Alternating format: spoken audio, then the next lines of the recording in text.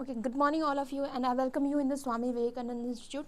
Research methodology में हम PYQ देख रहे थे. हमने देखा था कि कैसे हम PYQ जो मेन क्वेश्चन आते हैं उसको हमने देख रहे थे, plus what we are also covering is the explanation. हर क्वेश्चन के एक्सप्लेनेशन और उससे रिलेटेड क्या क्या कॉन्सेप्ट्स है उसे हम देख रहे थे. जो टॉपिक हम उसमें कवर कर रहे थे इज रिगार्डिंग द क्वालिटेटिव और क्वांटिटेटिव मेथड, ठीक है, और उसमें हम बेसिक्स को कवर कर रहे थे. सो आज हमारा फोकस यही है कि हम क्वालिटेटिव और क्वांटिटेटिव मेथड को देखें, साथ ही साथ जितने भी रिसर्च के बेसिक्स होते हैं, ठीक है, कैसे मेथड काम करते हैं उनको हम कवर करेंगे. So this series we are coming with the question number 45, क्योंकि लास्ट टाइम मैंने आपको यहीं पे छोड़ा था. ये क्वेश्चन दे करके मैंने आपको बोला था कि आप इस क्वेश्चन को देखिएगा और यहाँ से हम कल पुटअप करेंगे. So your first question of the day is which of the following reliability technique are used in qualitative research. यानी कि जब हम रिलायबिलिटी की बात करते हैं, ठीक है, जब मैं आपको रिलायबिलिटी पढ़ाऊंगी, वैलिडिटी पढ़ाऊंगी और एक होता है क्रेडिबिलिटी, ठीक है, ये सब रिसर्च के इम्पॉर्टेंट कंपोनेंट है, ठीक है. मैं इसके बारे में अभी डेप्थ में बात करूंगी, बट पहले आप इस क्वेश्चन को अटेम्प्ट कीजिए, क्योंकि एक्सप्लेनेशन मैं बाद में दूंगी, पहले आपकी एफर्ट वो मुझे दिखनी चाहिए.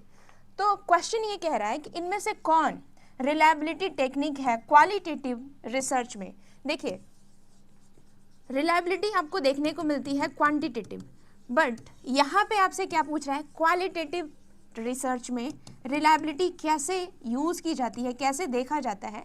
इनमें से कौन जो है ना आपके ऑप्शन में, इसमें से कौन रिलायबिलिटी टेक्निक है जब हम क्वालिटेटिव मेथड की बात करते हैं. ऑप्शन दे रखा है डायोक्रोनिक रिलायबिलिटी, ठीक है, क्यूक्सोटिक रिलायबिलिटी, ठीक है, थर्ड कह रहा है सिंक्रोटिक रिलायबिलिटी, होल्स्टी कांस्टेंट और Cronbach alpha. Choose the correct answer with the option given below. ये आपके ऑप्शन है. और देखिए, जब भी इस तरह के ऑप्शन आए, तो कल मैंने बताया था इस तरह के जब भी ऑप्शन आए यूज एलिमिनेशन मेथड, आपको एलिमिनेशन मेथड यूज करना है.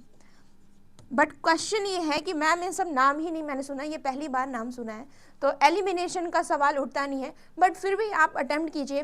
ये कॉन्सेप्ट्स क्या होता है, रिलायबिलिटी क्या होता है, क्वालिटेटिव कैसे देखा जाता है, ये सारी चीज़ों को मैं डेप्थ में बताऊंगी. But first try to attempt this question. Hindi medium वाले बच्चे, गुणात्मक अनुसंधान, यानी कि जब हम क्वालिटेटिव की बात करते हैं तो इनमें से कौन विश्वसनीयता तकनीक के लिए उपयोग की जाती है. डायक्रोनिक, क्यूक्सोटिक विश्वसनीयता, सिंक्रोनेटिक रिलायबिलिटी, ठीक है, होल्स्टी स्थिरांक, क्रोनबैक की alpha.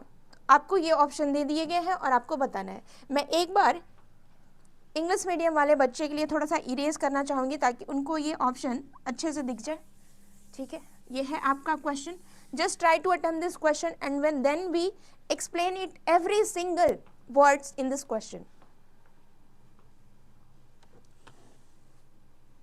Just take a pause, write your answer and then you will check by your own कि आपकी कितनी सही है और कितनी गलत है.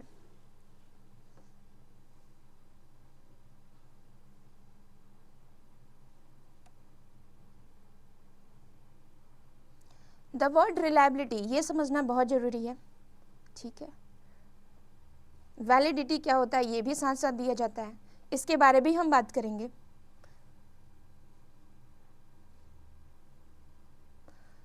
क्विजिटिक, सिंक्रोटिक, ये सारे क्या हैं जो ऑप्शन में दे रखे हैं. क्रोनबैक कांस्टेंट क्या होता है ये भी हम देखेंगे. So just try to guess this and then we will explain it, ठीक है. देखिए, जब हम बात करते हैं, क्योंकि ये क्वेश्चन में आया है रिलायबिलिटी, और जब भी आप क्वेश्चन देखेंगे ना, जब भी आप आगे जाओगे तो आपको ये वर्ड बार बार सुनाई देगा, रिलायबिलिटी. और इसके साथ साथ एक वर्ड और आता है, वो है आपकी वैलिडिटी, ठीक है. ये वर्ड आपको बार बार आएगा, तो इस वर्ड को आप समझिए ये वर्ड होता क्या है. फिर हम आएंगे क्वालिटेटिव और क्वांटिटेटिव के बीच में, क्योंकि ये वर्ड समझना बहुत ज़रूरी है. देखिए, जब हम रिलायबिलिटी की बात करते हैं इसका मतलब होता है कंसिस्टेंसी, ठीक है. कंसिस्टेंसी मतलब एक ही रिजल्ट बार बार आ रहा है, उसको हम कहते हैं कंसिस्टेंस. आपने देखा होगा ना कि जैसे मान लीजिए कोई टॉपर्स कहते हैं कि मैं अपने पूरे प्रिपरेशन के दौरान कंसिस्टेंट रहा, यानी कि मैं हमेशा जो है ना उतना ही 2 घंटे मैंने एक दिन पढ़ा, फिर 2 घंटे पढ़ा, फिर 2 घंटे, मतलब हर दिन मैंने क्या किया 2 घंटे पढ़ा. अब कोई बच्चा एक दिन 8 घंटा पढ़ा, दूसरे दिन नहीं पढ़ा, तीसरे दिन 1 घंटा पढ़ा, तो हम इसको कंसिस्टेंट नहीं मानेंगे। कंसिस्टेंस यानी कि आप पूरे दिन आप क्या रहे, कंसिस्टेंट रहे। उसी तरीके से जब आप रिसर्च करते हो तो आपकी रिजल्ट बार बार सेम आए, that is called reliability. Validity क्या होता है, वैलिडिटी का मतलब होता है एक्यूरेसी, ठीक है। एक्यूरेसी यानी कि आप क्या करते हो, एक्यूरेट रिजल्ट फाइंड करते हो, यानी कि सही रिजल्ट को फाइंड करते हो। उदाहरण के लिए इसका मतलब होता है you measure what you want to measure, ठीक है। आप जो मेजर करना चाह रहे हो, आप जो रिसर्च में लिख रखे हो वही आप मेजर कर रहे हो, दैट इज कॉल्ड वैलिडिटी, ठीक है। वही क्या होती है, वैलिडिटी होती है। आप उसी को मेजर करना चाहते हो, that you tends to measure, जो कि आप अपने रिसर्च में लिखे हो उसी को हम कहते हैं वैलिडिटी, ठीक है। और रिलायबिलिटी का मतलब क्या होता है, आपकी कंसिस्टेंसी देखी जाती है, और जब आप कंसिस्टेंट प्रोसेस लेके चलते हो तो आपकी रिजल्ट भी कैसी मानी जाती है, कंसिस्टेंट मानी जाती है। एग्जाम में एक और चीज आता है, वो है आपकी इंटरनल वैलिडिटी, इंटरनल रिलायबिलिटी और एक्सटर्नल रिलायबिलिटी, ठीक है। ये भी बार बार आपसे पूछा जाता है, इंटरनल रिलायबिलिटी क्या होता है, एक्सटर्नल रिलायबिलिटी क्या होता है। फिर आपसे पूछेगा कि इंटरनल वैलिडिटी क्या होता है, एक्सटर्नल वैलिडिटी क्या होता है, तो इसको भी आपको पता होना चाहिए, ठीक है। जब हम इंटरनल, पहले इसके तरफ देख देते हैं रिलायबिलिटी क्या होता है। जब हम इंटरनल रिलायबिलिटी की बात करते हैं तो हम देखते हैं कि आप अपने प्रोसेस के दौरान कितने कंसिस्टेंट रहे, ठीक है। यहाँ पे हम प्रोसेस को देखते हैं कि क्या आपने जो स्टेप्स, जो टूल्स, जो भी सर्वे या फिर जो भी क्वेश्चनर, जो भी टूल्स यूज़ किए रिलायबिलिटी के दौरान, आप देखोगे एरर आने लगते हैं, तो उसके दौरान जो आप प्रोसेस अपनाते हो वो कितना रिलायबल है, उसको कहते हैं internal reliability. External reliability in the sense कि आपकी रिजल्ट को देखा जाता है, आपकी आउटकम कितनी कंसिस्टेंट है, और इसमें हम रिजल्ट और आउटकम की बात करते हैं, ठीक है। अब हम वैलिडिटी की बात करें तो वैलिडिटी, इंटरनल वैलिडिटी में हम क्या करते हैं, इंडिपेंडेंट वेरिएबल और डिपेंडेंट वेरिएबल के बीच में हम कोरिलेशन देखना चाहते हैं कि क्या इंडिपेंडेंट और डिपेंडेंट वेरिएबल वही मेजर करना चाह रहे हैं जो हमने हाइपोथेसिस में ले रखा है। तो यहाँ पे आपकी डिपेंडेंट और इंडिपेंडेंट वेरिएबल देखते हैं। और एक्सटर्नल वैलिडिटी का मतलब होता है कि क्या आपका सैंपल साइज, ठीक है, ट्रूली रिप्रेजेंटेटिव है पूरे पॉपुलेशन का। तो यहाँ पे सैंपल साइज और पॉपुलेशन के बीच में हम प्रोपोर्शनल देख रहे हैं, क्या ये ट्रूली रिप्रेजेंटेटिव है, इनफ आपकी सैंपल साइज है। फॉर एग्जांपल आप 1000 का पॉपुलेशन का देख रहे हो और सिर्फ आपने क्या किया 10 लोगों का लिया है, वहाँ पे एटलीस्ट आपका सैंपल साइज 100 होना चाहिए, तभी हम क्या कहेंगे, इट्स अ ट्रूली रिप्रेजेंटेटिव। तो ये है आपका रिलायबिलिटी और उसके टाइप्स। आप आगे जाओगे ना तो आपको अलग अलग और भी टाइप्स देखने को मिलेंगे, बट ये जनरली हम ओवरऑल देखते हैं कि जब हम रिलायबिलिटी की बात करते हैं, वैलिडिटी की बात करते हैं, आप आगे जाओगे तो इसमें रिलायबिलिटी के भी डिफरेंट टाइप मिल जाएंगे। अब देखिए क्वेश्चन ये पूछ रहा है कि रिलायबिलिटी जो है इसको हम जनरली क्वांटिटेटिव रिसर्च में देखते हैं, ठीक है। थोड़ा सा हम एक और चीज़ समझ लेते हैं, जब हम रिलायबिलिटी की बात करते हैं यानी कि हम कंसिस्टेंसी की बात कर रहे हैं, ठीक है। यानी कि एक ही रिजल्ट हमारी बार बार आ रही है, ठीक है। पूरे मान लीजिए कि यहाँ पे 0.2 आया, दूसरे ने रिजल्ट किया उसने भी 0.2, फिर तीसरे ने किया 0.2, वैल्यू आ रहा है, तो इट मीन्स कि योर रिजल्ट इज कंसिस्टेंट, ठीक है। बट यहाँ पे आप देख रहे हो कि इसके हम 2 मेथड में यूज़ किए। रिलायबिलिटी हम देख रहे हैं क्वांटिटेटिव वे में, क्वांटिटेटिव मेथड में और क्वालिटेटिव मेथड में। क्वांटिटेटिव मेथड में आप साइंटिफिक वे में देखते हो, इट्स वेरी इजी कि आप डिटरमाइन कर सको, बट अगर हम क्वालिटेटिव में यूज़ करें तो रिलायबिलिटी लाना बहुत मुश्किल हो जाता है, और क्वेश्चन यही पूछ रहा है। क्वेश्चन आप देखिए, क्वेश्चन ध्यान से पढ़िए, क्वेश्चन यही कह रहा है कि क्वालिटेटिव रिसर्च में, यानी कि मान लीजिए कि आप क्या कर रहे हो, बिहेवियर की बात कर रहे हो, आप ह्यूमन बिहेवियर की बात कर रहे हो, ह्यूमन नेचर की बात कर रहे हो, उसमें आप कैसे मेजर करोगे रिलायबिलिटी, यही तो है question. Which of the following reliability technique is used in qualitative research, यानी कि गुणात्मक रिसर्च में रिलायबिलिटी का कौन सा टेक्निक आप यूज कर रहे हो, ठीक है। तो इसके बारे में ये आपके ऑप्शन दे रखे हैं और आपसे पूछा गया है। देखिए जब हम क्वालिटेटिव की बात करते हैं ना, तो यहाँ पे आपके 3 टाइप्स आपको देखने को मिलेंगे, और ये तीनों टाइप्स क्या होते हैं एक एक करके हम डिस्कशन कर लेते हैं, क्योंकि जब रिलायबिलिटी की बात करते हैं तो ये तीनों टाइप्स क्वालिटेटिव में यूज़ किए जाते हैं। पहला जो है वो है आपकी क्यूस्कोटिक रिजल्ट, ठीक है, इसको हिंदी में कहते हैं विचित्र परिणाम, ठीक है। विचित्र परिणाम इन द सेंस कि आपको कंसिस्टेंसी देखने को मिलती है, ठीक है, क्योंकि रिलायबिलिटी का मतलब ही क्या होता है, कंसिस्टेंसी, ठीक है, ये वर्ड का मतलब ही क्या है, कंसिस्टेंसी। बट यहाँ पे प्रैक्टिकल लाइफ में ये बोल तो कुछ और रहे हैं, बोल तो कुछ और रहे हैं, बट प्रैक्टिकल लाइफ में जब हम इसका देखें, दैनिक जीवन में हम देखें, तो ये जो कंसिस्टेंसी है वो दिखती नहीं है। तो क्यूक्सोटिक का मतलब यही है कि बोलना कुछ और, कंसिस्टेंसी कि हाँ हम क्या कर रहे हैं, लड़कियों का कंडीशन सही है, लड़कियां स्कूल जाती हैं, बट जब हम प्रैक्टिकल लाइफ में देख रहे हैं, प्रैक्टिकल लाइफ में ये चीज़ें लागू नहीं हो रही है, कंसिस्टेंस अटेंडेंस जो हम देख रहे हैं वो देखने को नहीं मिल रही है। तो यहाँ पे हम क्या कर रहे हैं, इट्स अ रिलायबिलिटी में क्या हो जाती है, कहीं ना कहीं आपको थोड़ी सी गड़बड़ी देखने को मिलती है। उस टाइप के रिलायबिलिटी को हम क्या कहते हैं, क्यूक्सोटिक रिजल्ट, ठीक है। दूसरा जो टाइप है वो है आपका सिंक्रोटिक reliability.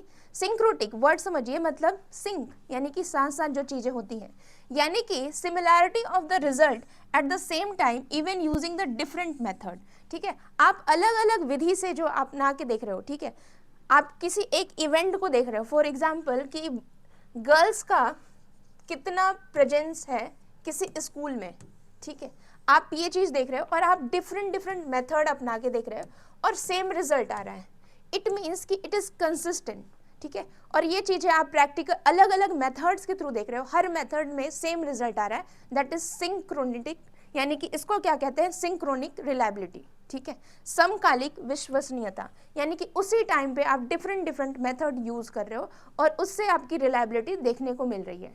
So this is called synchronic reliability.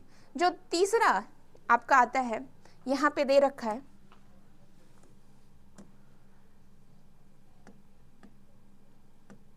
ये है ऑप्शन में आपकी तीसरी जो टाइप्स, वो है क्यूक्सोटिक, और एक होता है डायक्रोनिक रिलायबिलिटी, यानी कि दो डायक्रोनिक रिलायबिलिटी, यानी कि दोनों टर्म्स में आप देखोगे कि वहाँ पे आपको रिलायबिलिटी देखने को मिलती है। तो जब भी हम बात करेंगे quixotic reliability, synchronic reliability, diachronic reliability, ये आपके रिलायबिलिटी के टाइप्स है जब हम क्वालिटेटिव में बात करते हैं। और ये जो दूसरा जो टर्म्स है, ठीक है, ये जो बाकी का टर्म्स है, इसको भी समझना जरूरी है कि ये सब टर्म्स इसका मतलब क्या है, ठीक है। ये देखिए होल्सी कांस्टेंट और क्रोनबेंच अल्फा क्या होता है, ये मेजर करता है आपकी रिलायबिलिटी के इसको हम कहते हैं सूचकांक, ठीक है। थोड़ा सा डायक्रोनिक रिलायबिलिटी भी देख लेंगे। Check the consistency of the result for a long period of time and temporal change, ठीक है। यानी कि हम क्या करते हैं, हम कंसिस्टेंसी को देखते हैं लंबे समय तक, ठीक है, और उसमें हम ये देखते हैं, यानी कि लंबी अवधि या अस्थायी परिवर्तनों के लिए परिणामों में स्थिरता की जांच करते हैं, तो हम क्या करते हैं, डायक्रोनिक रिलायबिलिटी देखते हैं। ये वर्ड समझिए, क्रोनिक, क्रोनिक का मतलब होता है टाइम, किसी लंबे समय तक जब हम देखते हैं कि हमारी जो रिजल्ट है वो बार बार वही आ रही है, it means it is showing the diachronic reliability, ठीक है। अब इसमें क्या होता है, आप उसकी टेम्पोरल, फॉर एग्जाम्पल ये कर रहा है, ये लंबे समय तक आप देख रहे हैं कि वुमेन जो है ना, उनकी अटेंडेंस सेम आ रही है, तो आपने क्या किया, एक particular time period, temporal time period को लेकर के स्टडी किया, तो ये भी क्या होगी, ये भी रिलायबल होगी। तो जब हम डायक्रोनिक रिलायबिलिटी की बात करते हैं तो हम कंसिस्टेंसी को देखते हैं, लॉन्ग पीरियड या फिर टेम्पोरल चेंजेस, अगर उसमें कोई टेम्पोरल चेंज आ गए, किसी लॉन्ग पीरियड से घटना चली आ रही है और अचानक उसमें क्या चेंजेस आए, ये सब हम अध्ययन करते हैं, तो आपकी डायक्रोनिक रिलायबिलिटी कहलाती है। तो ये है आपके तीन टाइप्स ऑफ रिलायबिलिटी जब हम क्वालिटेटिव की बात करते हैं। और इसमें आपकी क्रोनबेक और ये सारे अल्फ़ा क्या होते हैं, ये भी थोड़ा हम देख लेते हैं, क्योंकि ये भी जनरली हमें कंफ्यूज करते हैं, तो इसको भी हमें थोड़ा समझना जरूरी है। ये है आपकी क्रोनबेक अल्फ़ा, जो कि मेजर करती है इंटरनल कंसिस्टेंसी को, और इसको एक सूचकांक के रूप में देखते हैं, जैसे 0.91 एक्सीलेंट कंसिस्टेंसी को शो करता है। तो ये एक सूचकांक है, ये एक मेजर है जिससे हम इंडिकेटर की तरह काम करता है कि आपका जो रिजल्ट है वो कितना कंसिस्टेंट है।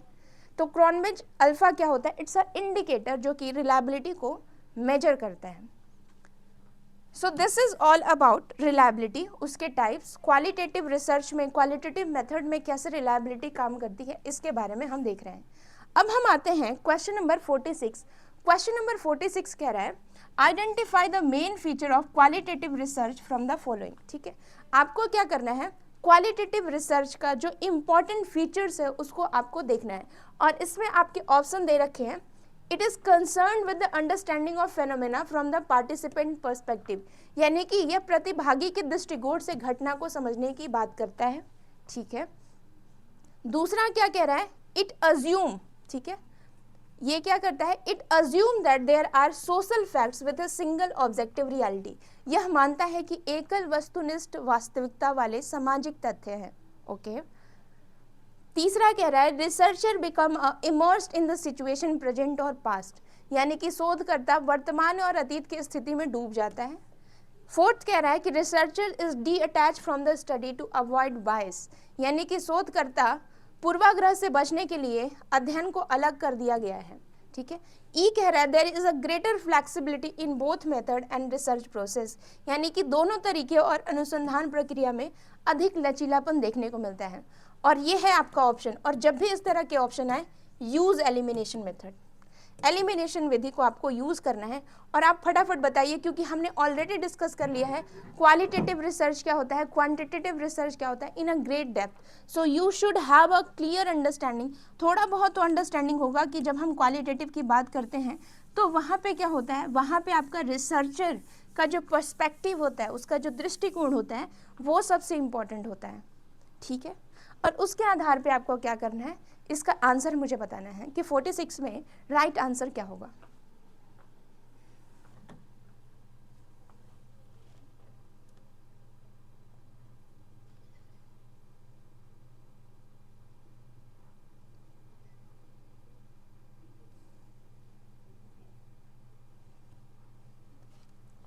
बहुत ही आसान क्वेश्चन है। देखिए, ये identify the main feature of qualitative research, qualitative research के मेन फीचर्स के बारे में आपको बता रहा है, पूछ रहा है। ठीक है, आई थिंक हमने इसे किया है क्या, नहीं, ये अलग है, क्योंकि सारे क्वेश्चन मैं क्वालिटेटिव और क्वांटिटेटिव के करा रही, इस वजह से मुझे लग रहा है कि सारे क्वेश्चन मैंने किए हैं, बट नहीं, it's a different question. Question का बस हेर फेर है, कॉन्सेप्ट आपको समझ में आता है, यू नो द कॉन्सेप्ट कि क्वालिटेटिव और क्वांटिटेटिव क्या होता है। ठीक है, तो हो सकता है आपको सारे क्वेश्चन एक ही लगे, बट हाँ, थोड़े से आपके ऑप्शन को इधर उधर कर दिया गया है और आपसे पूछा गया। एलिमिनेशन मेथड यूज कीजिए। देखिए, यहाँ पे क्वालिटेटिव रिसर्च की बात की गई है ना, तो देखिए it is a concern with the understanding of phenomena from the participant perspective. ये तो सही है ना कि क्वालिटेटिव में हम क्या करते हैं, रिसर्चर के दृष्टिकोण पे ध्यान देते हैं, रिसर्चर की पर्सपेक्टिव इंपॉर्टेंट होती है, तो इट्स अ करेक्ट वन। दूसरा कह रहा है it assume that there is a social facts with a single objective reality. Do you think, ये तो क्वांटिटेटिव में होता था ना कि सिंगल ऑब्जेक्टिव रियलिटी होगा, सोशल फैक्ट होगा, ये फैक्ट्स की बात तो हमने क्वांटिटेटिव में पढ़ी थी ना, क्वालिटेटिव में नहीं पढ़ी थी। तो ऑफकोर्स हम क्या करेंगे, बी गलत है तो हम बी को एलिमिनेट करेंगे, बी को एलिमिनेट कर दिया, अब हमारी 50-50 हो गई। फिर कह रहा है कि researcher become immersed in situation present और पास्ट। ये तो ठीक है कि रिसर्चर क्या करता है, अभी जो सिचुएशन है, पास्ट की सिचुएशन को एनालाइज करके वो क्या करता है, वस्तुनिष्ठ। ठीक है, यहाँ पे कह रहा है कि शोधकर्ता वर्तमान और अतीत की स्थिति में डूब जाता है और उसके आधार पे अपनी क्या करती है, एक पर्सपेक्टिव देता है। तो यहाँ पे रिसर्चर तो होगा ही होगा। Researcher is detach from the study to avoid biasness. देखिए, क्वालिटेटिव रिसर्च में बायसनेस को अवॉइड करना बहुत डिफिकल्ट है। बायसनेस कहाँ पे अवॉइड की जाती है, तो यहाँ पे अनबायसनेस की बात की जाती है क्वांटिटेटिव रिसर्च में, लेकिन क्वालिटेटिव में बायसनेस को अवॉइड करना मुश्किल होता है, क्योंकि रिसर्चर कितना भी कोशिश कर ले वो अपनी आइडेंटिटी को नहीं भूल सकता।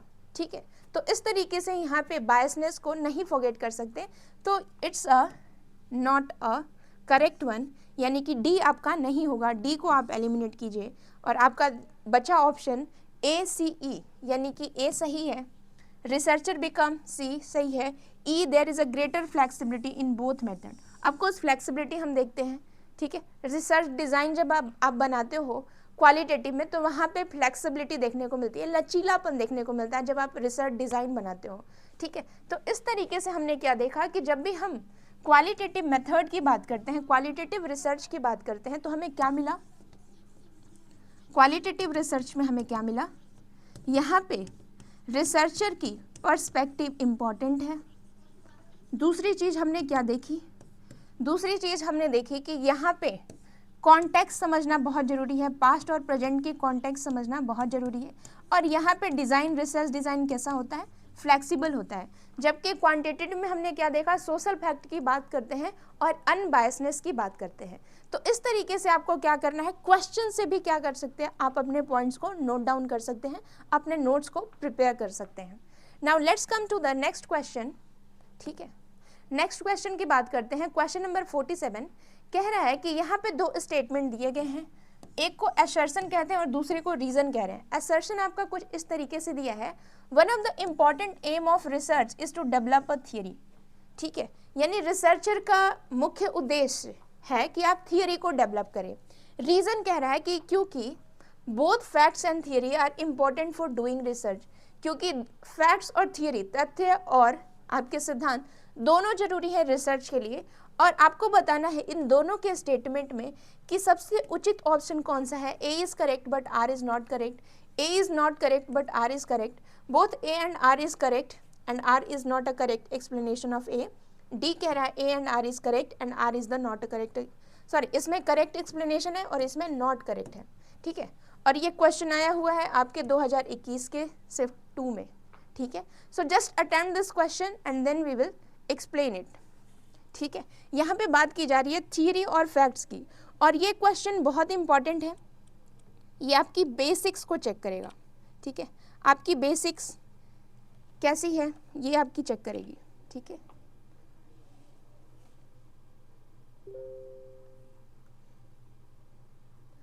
Please write down your answer.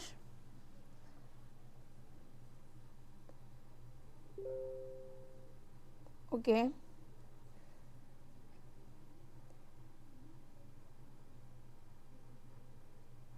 ठीक है, ठीक है।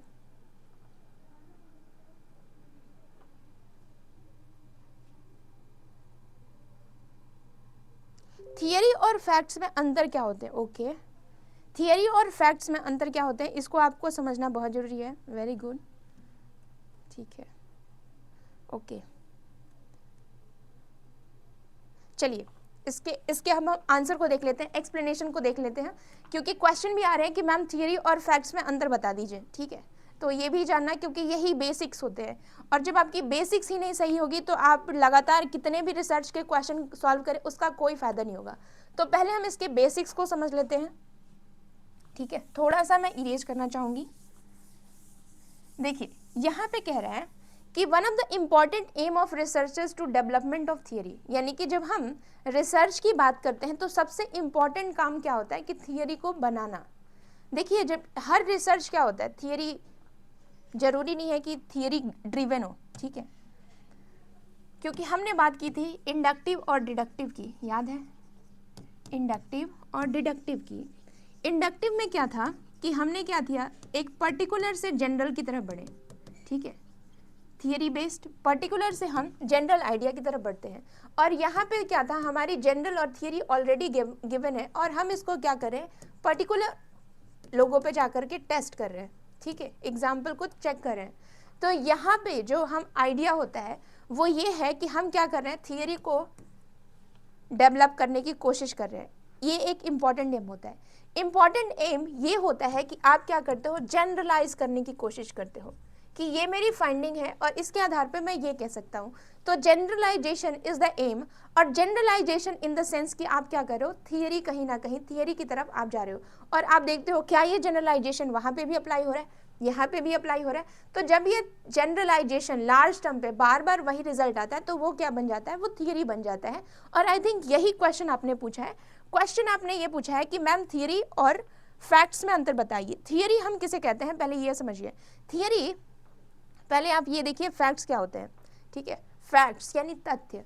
तथ्य ये होते हैं कि आपने क्या किया, एक स्टेटमेंट, ठीक है, एक स्टेटमेंट जिसको आप एक्सपेरिमेंटली क्या कर सकते हो, प्रूफ कर सकते हो, दैट कैन बी वेरीफाइड, ठीक है, जिसको आप वेरीफाइड कर सकते हो, वेरीफाई कर सकते हो। फॉर एग्जाम्पल 2+2 या फिर कोई भी स्टेटमेंट, आपने मैथ्स में पढ़ा होगा एक्सियम क्या होता है, ये चीज़ें मैंने पहले ही बताई थी कि फैक्ट्स क्या होते हैं, स्टेटमेंट क्या होते हैं, एक्सियम क्या होता है। तो जब भी हम फैक्ट्स की बात करते हैं इट्स कैन बी वेरीफाइड, इसको हम वेरीफाई कर सकते हैं, प्रूफ कर सकते हैं, दैट इज कॉल्ड फैक्ट्स, ठीक है। अब देखिए, अब हम बात करते हैं थियरी की। थियरी फैक्ट्स की एक ब्रॉड आइडिया है, ठीक है, एक ब्रॉड स्टेटमेंट होती है और इसको हम एक्सपेरिमेंटली क्या करते हैं, इसको हम एक्सपेरिमेंटली देखते हैं और ये चीज़ें जब बार बार आने लगती है तो हम एक कॉमन आइडिया लेकर के एक जनरलाइज टर्म में लिखते हैं, ठीक है, जनरलाइज टर्म में लिखते हैं। अब आप मुझसे पूछोगे कि मैम इसका कोई एग्जाम्पल बताइए, ठीक है। फॉर एग्जाम्पल आपने कहा राम इज अ मॉडल, ठीक है, Ram is a model, this is facts, ठीक है, ये फैक्ट्स है क्योंकि आपने इंडिविजुअल पे देखा, या फिर आपने देखा कि sun rise from east, it's a facts, ठीक है।